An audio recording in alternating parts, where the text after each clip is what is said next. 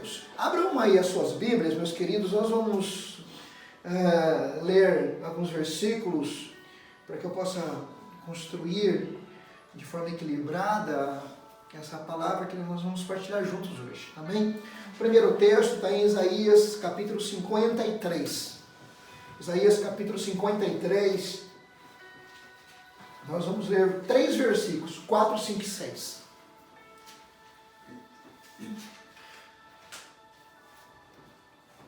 Isaías capítulo 53, versículo 4, 5 e 6. Certamente Ele tomou sobre si as nossas enfermidades e as nossas dores levou sobre si, e nós o reputávamos por aflito, ferido de Deus e oprimido. Mas Ele foi transpassado pelas nossas transgressões, e Ele foi moído pelas nossas iniquidades. O castigo que nos traz a paz estava sobre Ele, e pelas suas pisaduras fomos sarados. Todos nós andávamos desgarrados como ovelhas, cada um se desviava pelo caminho, mas o Senhor fez cair sobre Ele a iniquidade de todos. Amém. Quero ler um único versículo, livro de Jó, capítulo 2.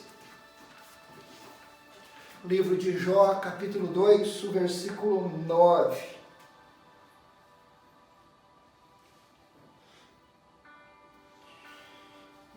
Uma frase que, até onde nós sabemos, em nossos dias, ela condenou a mulher de Jó.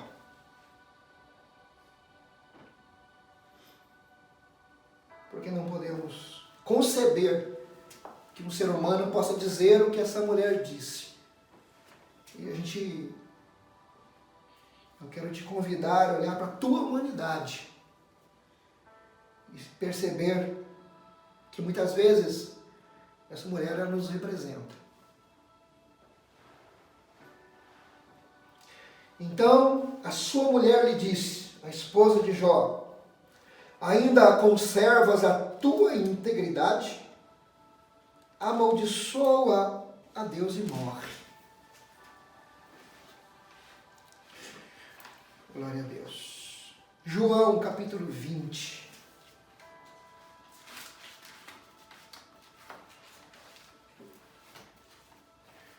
João capítulo 20, versículo 17. Jesus aparece a Maria Madalena, ressurreição.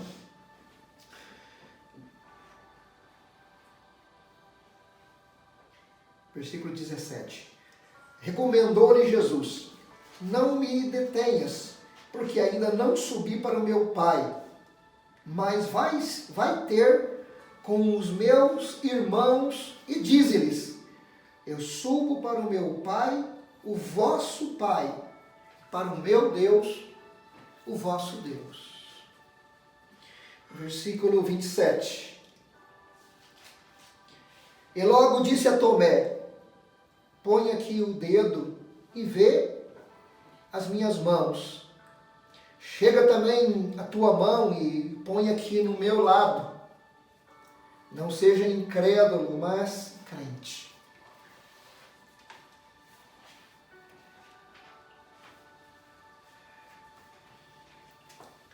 Quero dar um tema, amém, para a nossa conversa de hoje. Não se envergonhe das suas feridas e também das suas cicatrizes. Muito provavelmente, irmãos, a gente não vai construir uma história perfeita nessa terra. Gostaria que fosse possível, mas a nossa história ela não vai ser perfeita. Porque, na verdade, a história que os homens constroem, ela é cheia de imperfeições. Mas eu quero te convidar a pensar nas tuas imperfeições e também eu penso nas minhas imperfeições. Quero te convidar a pensar nas tuas feridas e nas tuas cicatrizes. Porque há uma diferença entre feridas e cicatrizes. As feridas são áreas que estão sendo tratadas. Elas estão abertas. As físicas são talvez um pouco mais fáceis de serem resolvidas, não é? Um curativo, um remédio, alguns pontos, às vezes engessa. É talvez um pouco mais simples. Mas quando essa ferida ela atinge a alma, ninguém consegue tomar um remédio para curar a alma. E então as feridas são áreas ainda em tratamento em nossa vida. E a gente não gosta muito de falar das áreas em tratamento. E as cicatrizes existem. Quando Jesus Cristo ele aparece, eu acho lindo isso, ressuscitado, ele fala para Tomé: põe o teu dedo nas minhas mãos, põe o teu dedo no meu lado. O texto de Lucas diz que Jesus fala: olha para os meus pés, olha para as minhas mãos, olha para mim. Chega a dizer em Lucas: eu tenho carne, eu tenho ossos, sou eu mesmo. Claro que quando Jesus Cristo ele fala: olha minhas mãos e olha meu lado, olha os meus pés, ele se refere a cicatrizes. Antes eram feridas, elas se tornaram cicatrizes. Mas eu acho assim tão poderoso isso, porque Jesus está com o corpo glorificado e já ressuscitou. Mas as cicatrizes de uma história do antes e o depois o acompanham. As feridas que estavam sobre ele, nós as causamos. Mas não foram só as físicas. Quando ele mostra as mãos e o lado, há outras feridas. Ele foi humilhado. Ele foi traído. Ele foi zombado. Talvez, muito provavelmente, ele foi submetido a um nível de sofrimento, de humilhação, de dor tão grande. Nenhum ser humano experimentou o que ele experimentou. Mas o que ele experimentou no nosso lugar. Porque não era para ele ter experimentado aquilo. E quando ele ressuscita, ele fala: olha, estou aqui. As marcas continuam. As marcas continuam. E é disso exatamente que eu quero falar com vocês hoje. Essas marcas. Eu, quando li, a princípio, o livro de Jó, porque vamos ter que pensar um pouco, obviamente, que o livro de Jó, alguns historiadores, eles dizem que aconteceu, talvez, ele foi escrito talvez antes do livro de Gênesis. Que na época do livro de Jó, não havia ainda a revelação, não havia Torá, não havia ainda a nação de Israel formada. A religião era um sistema de adoração, mas era baseado no papel do homem dentro da própria casa. Ninguém tinha revelação do que era Deus, das ações de Deus. O que se tinha era um temor de um Deus poderoso, e as pessoas então buscavam andar em retidão na presença dele. Faziam o seu melhor. E Jó não tinha a menor noção de que havia uma reunião no céu, de que a vida dele estava sendo avaliada, de que a vida dele havia um acompanhamento. E a gente percebe essa graça de Deus, amados, tão grande lá no Velho Testamento. Se no livro de Esther, Deus acompanha a história de uma nação de um povo em formação que poderia ser dizimado. Aqui, no livro de Jó, Deus acompanha a história de pessoas. Deus acompanha a história de cada pessoa, olhando de uma forma muito particular. Deus acompanha a minha história, Deus acompanha a tua história de você como pessoa, como alguém que Ele ama, que Ele se importa, Ele trata a sua história de uma forma muito particular. Ele sabe de tudo, Ele sabe das feridas, Ele sabe das cicatrizes. Não há nada absolutamente que se possa esconder de um Deus que Ele é pessoal. Isso é algo que é tão marcante. Ele nos conhece, e temos falado nesses dias, algumas pessoas dizem: olha para dentro de você e você vai ver quem é que está dentro de você. Irmão, se a gente olhar para dentro de nós, o retrato vai ser muito ruim. Entende? Se a gente olhar para dentro de nós mesmos, nós não vamos achar nada que preste. Essa é a verdade. A Bíblia chega a nos dizer que o que tem dentro do homem é adultério, é traição, é assassinato, são coisas horríveis.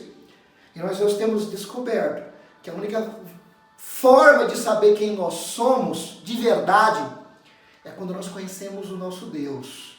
Quando nós o conhecemos, Ele revela quem nós somos.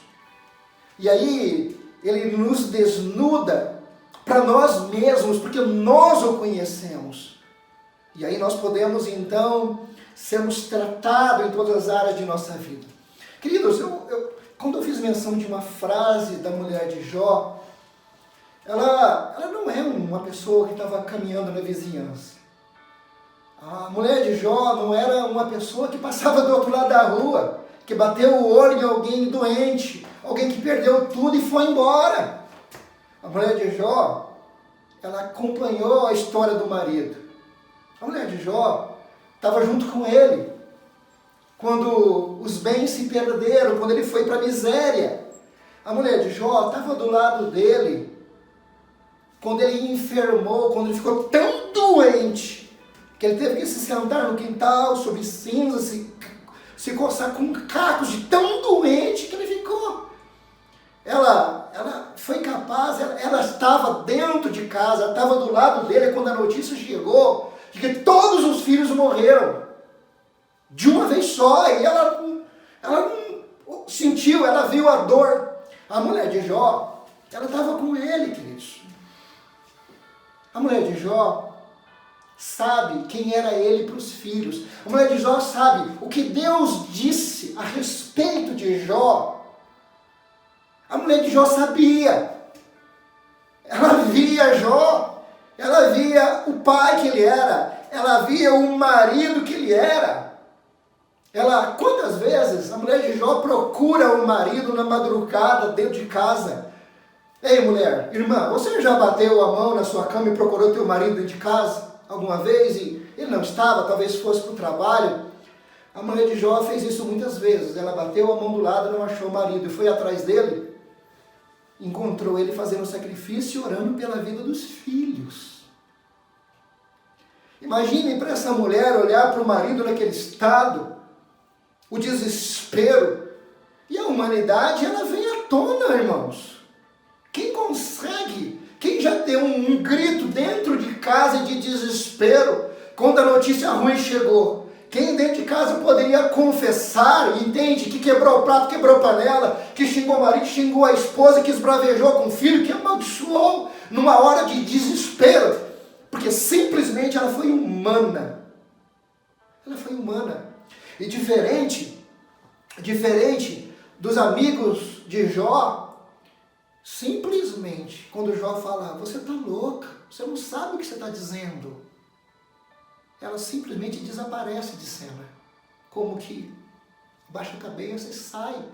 Ela não tem direito a argumentos. Os amigos de Jó argumentam com Jó o livro inteiro. Todo mundo tem história para contar, tem coisas para dizer, mas ela não. Ela não tem nada para dizer. Ela fala uma frase, ela desaparece. E aí nós, sem entender, sem muitas vezes saber o que está acontecendo, porque ela foi mulher, porque ela foi humana, porque dentro de casa ela expressou exatamente a leitura do desespero da vida dela. Mas eu só quero lembrar você que no final da vida de Jó existe uma mulher que vê o marido curado. Existe uma mulher que vê os bens lhe serem restituídos de novo. Existe uma mulher que, para os dias que ela vivia, ela tem 10 filhos. É a mesma mulher. Ela está lá do lado. Então eu não sei. A única pessoa que poderia condenar a mulher de Jó era Deus. Mas ele não aparece para falar nada dela. Pelo contrário. Se a gente olhar lá no fim, ele muda a história de Jó e a mulher está junto, acompanhando de novo. Os filhos vêm, as bênçãos vêm, a cura vem, e ela está assistindo tudo isso. Sabe, eu percebo que a nossa humanidade em Cristo, ela precisa desesperadamente, irmãos, ser retomada em nossa vida. Nós estamos dentro de casa, eu não sei quantos de vocês choraram nesses dias? Quantos de vocês se sensibilizaram pelo sofrimento das pessoas que estão morrendo? Se sensibilizaram pelas pessoas que estão ficando desempregadas, pela dor que está acontecendo?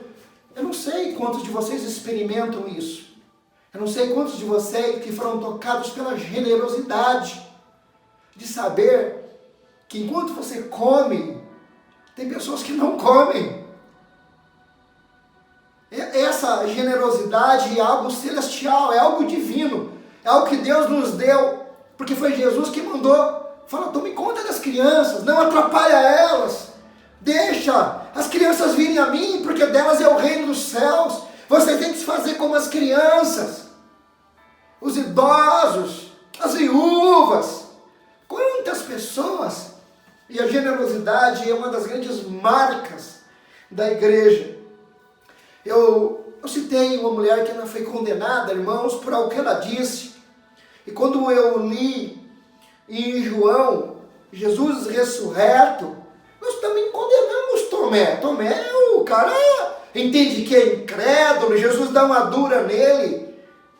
Mas vocês sabiam que Tomé foi um dos maiores evangelistas entre os 12 apóstolos? Que foi usado poderosamente pelo Senhor. Sabe? Por quê? Porque no desespero ele pediu um sinal, porque na luta ele pediu socorro, porque ele não entendeu nada do que estava acontecendo. Vejam as palavras de Jesus Cristo na ressurreição. Jesus ressuscita, ele fala para Maria Madalena: fala para aqueles que andaram comigo que está tudo bem, que eu estou vivo. Fala que está tudo bem. Fala que eu vou me encontrar com eles. Fala para eles. E Jesus aparece para Tomé. E Jesus também manda um recado na hora para Pedro. Por que esses recados, irmãos, eles são dados pelo Jesus ressurreto? Porque cada um deles tem uma história traumática. Todos eles feriram e causaram feridas. E Jesus Cristo é quem vai atrás deles. Ninguém vai atrás de Jesus. Jesus ressurreto vai atrás dele para lhes restaurar. Para ter conversas com ele sobre a obra que tinha que ser feita. É Jesus que os busca, que os confronta em amor. Gosto desse Jesus, cheio de perdão, cheio de misericórdia, cheio de graça. Gosto de Jesus Cristo andando na praia de manhãzinha, fazendo uma fogueira, comendo um churrasco com um peixe sobre as brasas. Gosto de Jesus andando na praia. Gosto de Jesus falando para os apóstolos: ei, tragam mais peixe, vamos conversar, vamos compartilhar. E, irmãos, a nossa história não vai ser perfeita. Mas eu quero dizer para você que a nossa transformação, a Bíblia diz que aquele que começou a boa obra, ele é fiel para completá-la. Que a nossa leve e momentânea tribulação produz um eterno peso de glória. A nossa palavra, ela é voltada no sentido de que haja em nós misericórdia. Irmãos, a igreja é a voz de Deus, a voz da noiva. Deus se deu a nós, restaurou a nossa humanidade para que a voz dele seja ouvida. As feridas, Paulo ele chega a dizer que eu estou crucificado, já estou crucificado com Cristo, e a vida que eu agora vivo, eu vivo pela fé no Filho de Deus que se amou e se entregou por mim. Em Gálatas, escrevendo para os Gálatas, ele disse: daqui por diante ninguém me moleste, porque eu trago no meu corpo as marcas de Cristo. Veja, a igreja, falo de mim, falo de você, não existe posição de neutralidade para nós nesse mundo. Não existe como fechar os olhos e não ver. Não existe como tapar os ouvidos e não ouvir. Martin Luther King lutando, chamando os negros contra um trabalho tão grande que havia de segregação racial nos dias que ele viveu, os negros apanhando. Ele sonhava com os filhos entrando no mesmo ônibus que os brancos, ele sonhava com as crianças negras estudando na mesma sala de aula que os brancos, ele sonhava de negros e brancos indo na mesma igreja, entrando na mesma igreja. E eles apanharam muito por causa desse sonho, muito. Mas Martin Luther King chegou a dizer: nós vamos vencê-los. Essa capacidade que eles têm de bater, nós vamos vencer com a nossa capacidade de apanhar. Mas, irmãos, nós não podemos fingir que as coisas não estão acontecendo. Nós somos a igreja, nós somos o povo de Deus. Nós somos o povo, nosso Deus é grande, não importa o tamanho de um prédio ou quanto, não é isso. Mas a significância está num Deus que é grande, num Deus que quer ser ouvido, quer se fazer ouvir através de nós. Nós não podemos olhar a aparência e condenar as coisas que nós não entendemos. E o mundo toma posturas, o sistema político, ele toma posturas. E não nos cabe, nós não temos nada a ver com isso.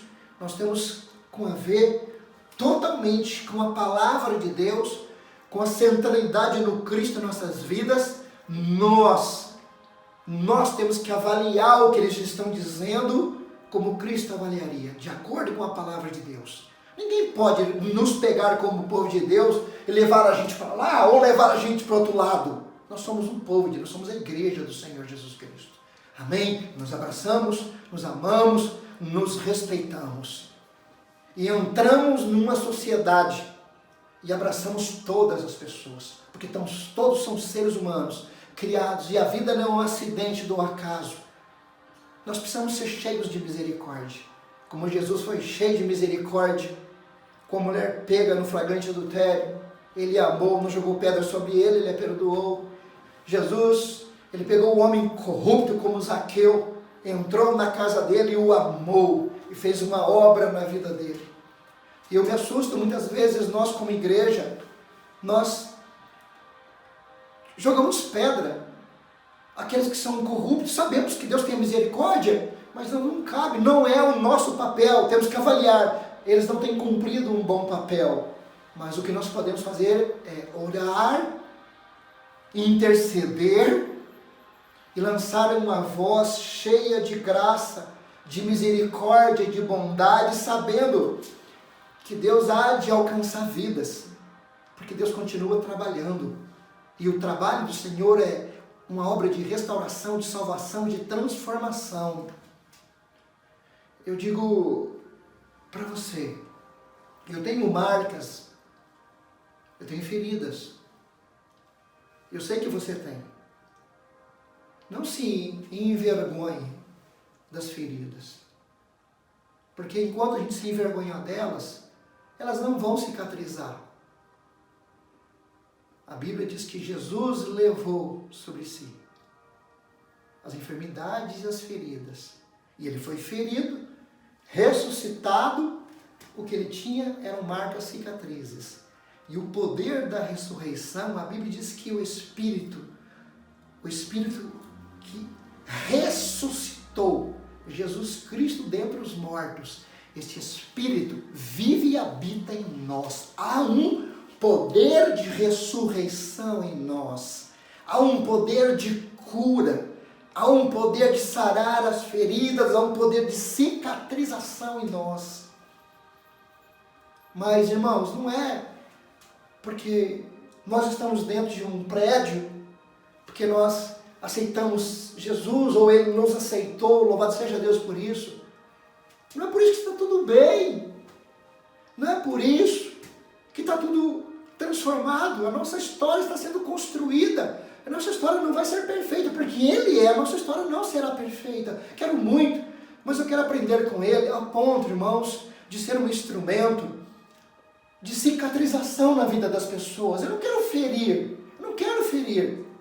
Ainda que em Cristo Jesus, a palavra em Provérbio diz que que fiéis são as feridas feitas por aquele que ama. Quando ele está em Cristo e nos diz a verdade, nos sara e nos cura. E a verdade é maravilhosa. Então nós somos um povo que cada um tem as suas feridas, mas ela há de cicatrizar pelo poder de Jesus Cristo. Amém? Eu te convido a ser franco sobre você mesmo. Olha para a tua própria história. Você está dentro de casa. Você consegue ainda chorar, você consegue lamentar, você consegue se importar. Existe misericórdia, existe graça na sua vida nesses dias, quando as pessoas falam o que falam, estão fazendo o que estão fazendo. Você é capaz de dobrar o joelho e clamar por misericórdia? Irmãos, nós estamos tão críticos. Nós estamos tão críticos. Peço a Deus que nos dê a graça, a sabedoria, para interceder mais, para chorar mais, para nos importar mais. E antes de pegarmos uma pedra, sabermos que nós não temos condição disso, porque nós temos feridas abertas. Precisamos de socorro, precisamos de cura, precisamos que elas cicatrizem. Que você seja um instrumento de Deus. Amém? Nossa história não será perfeita, mas ela será melhor, ela pode ser melhor. Em nome de Jesus Cristo. Eu te convido. Amém? Quando você olha para o teu marido, para a tua esposa, para os teus filhos, o que você já fez dentro de casa? Será que todo mundo poderia ouvir o que já aconteceu com você, a tua história?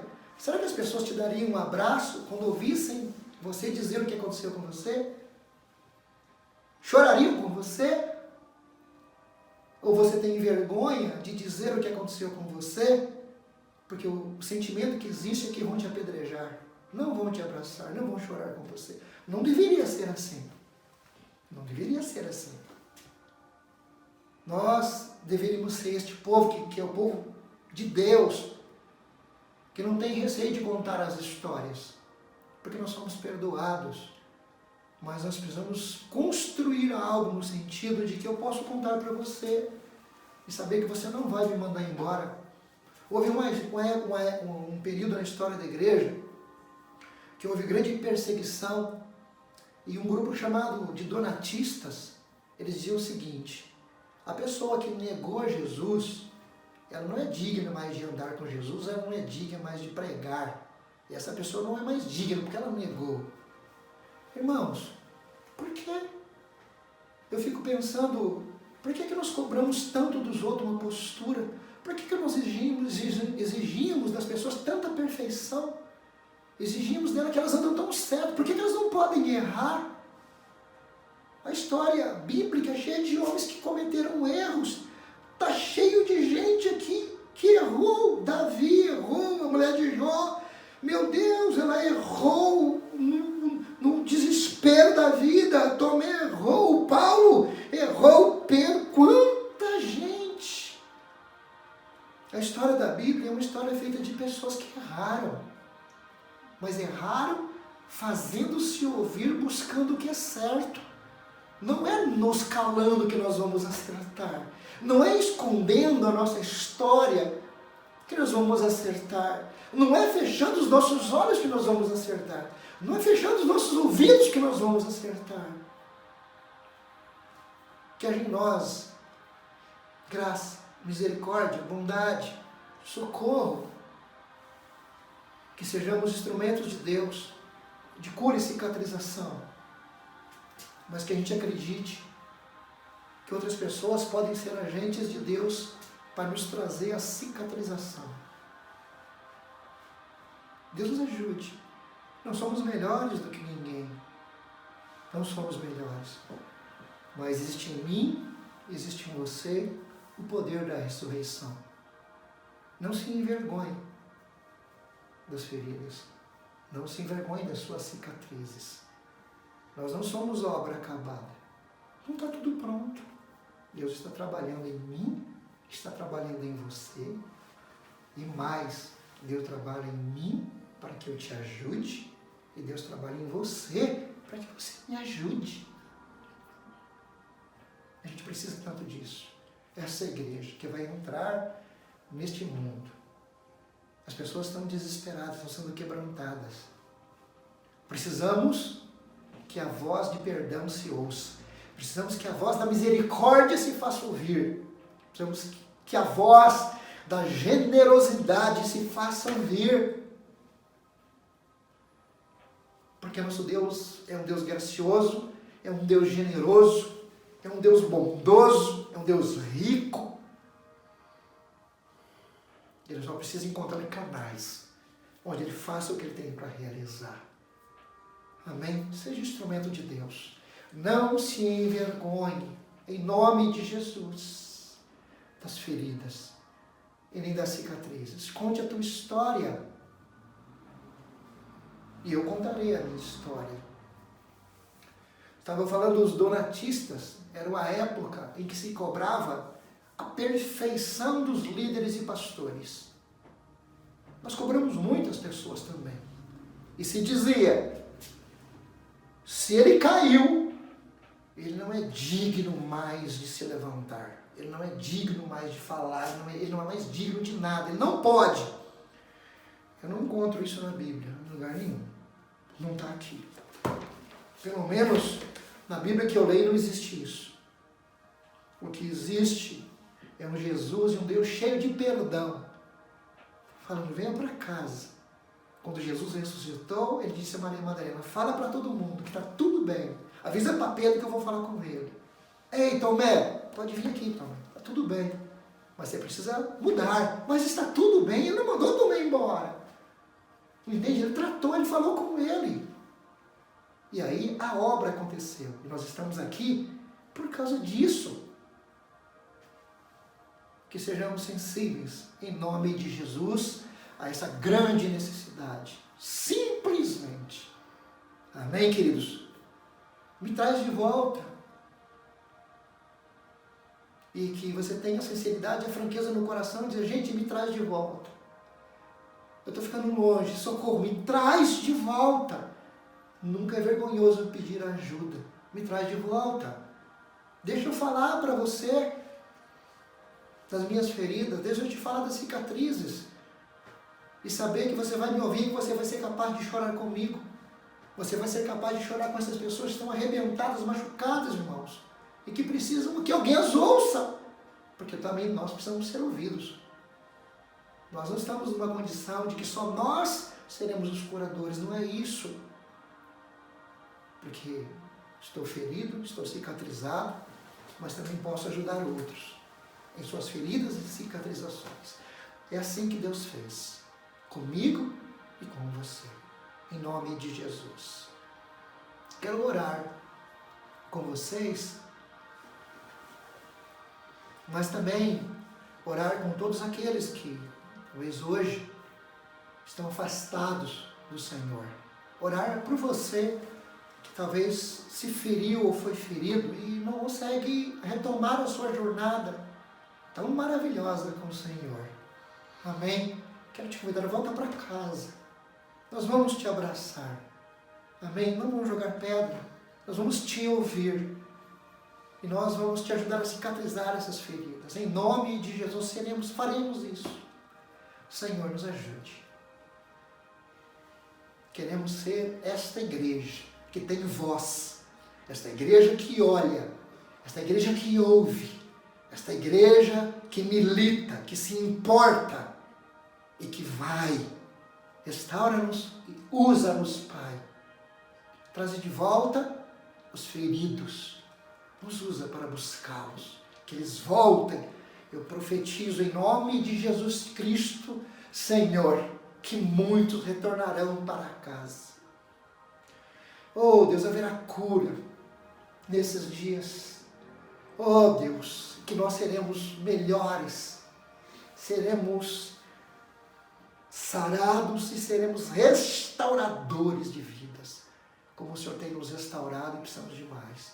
É a nossa oração, em nome de Jesus Cristo. Amém. Amém? Deus abençoe vocês, uma semana maravilhosa na presença de Deus, que Deus nos surpreenda novamente em bondade, em graça, em misericórdia. E surpreenda também alguém com toda esta graça, com toda a bondade e a misericórdia, a generosidade que só o povo de Deus tem no coração. Amém? Amo vocês. Deus abençoe.